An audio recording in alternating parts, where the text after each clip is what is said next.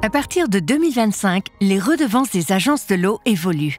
Les objectifs du nouveau système de redevances mis en place sont d'inciter davantage les collectivités à améliorer la performance des réseaux d'eau potable et des systèmes d'assainissement collectif et tous les acteurs à réduire leurs prélèvements sur la ressource en eau. Le tout dans le principe pollueur-payeur et préleveur-payeur et ainsi rééquilibrer progressivement l'origine des contributions entre usagers. Certaines redevances disparaissent et sont remplacées. Mais alors, qu'est-ce qui change pour vous, industriels? Faisons le point sur les redevances du secteur industriel déterminées en fonction de votre consommation d'eau et de vos rejets.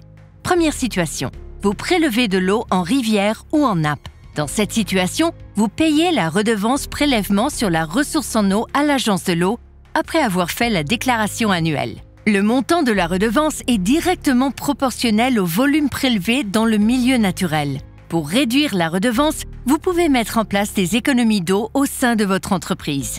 Deuxième situation, vous êtes abonné au réseau d'eau potable. Cette fois-ci, vous payez la redevance sur la consommation d'eau potable via votre facture d'eau à la collectivité. Il s'agit d'une nouvelle redevance pour laquelle vous n'avez pas de déclaration à faire à l'agence de l'eau. Le montant de la redevance est directement proportionnel au volume facturé au réseau public d'eau potable. Pour réduire la redevance, vous pouvez par exemple mettre en place des économies d'eau au sein de votre entreprise. Pour l'eau potable, une deuxième redevance s'applique. C'est celle de la performance des réseaux d'eau potable payée par la collectivité à l'agence de l'eau. Elle sera répercutée par la collectivité sur votre facture d'eau. Là encore, vous n'avez pas de déclaration à faire à l'agence de l'eau.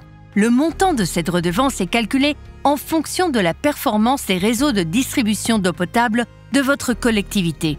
Les collectivités engagent des programmes d'action pour limiter les fuites dans les réseaux.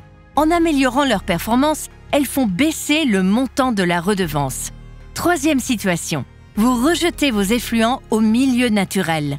Vous payez la redevance pollution non domestique à l'agence de l'eau après avoir fait votre déclaration annuelle. La redevance est proportionnelle à la pollution rejetée au milieu naturel. Pour réduire le montant de la redevance, vous pouvez adapter votre process afin de limiter les rejets polluants ou améliorer le traitement de vos effluents.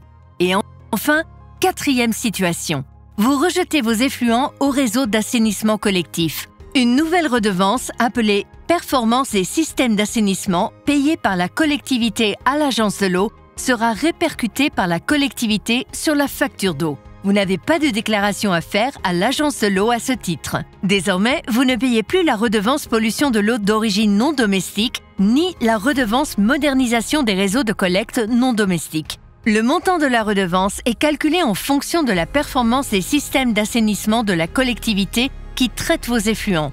Les collectivités engagent des programmes d'action sur les systèmes d'assainissement. En améliorant leur performance ou leur dispositif de surveillance, elles font baisser le montant de la redevance. Les tarifs des redevances sont fixés par le conseil d'administration sur avis, conforme du comité de bassin de l'agence de l'eau.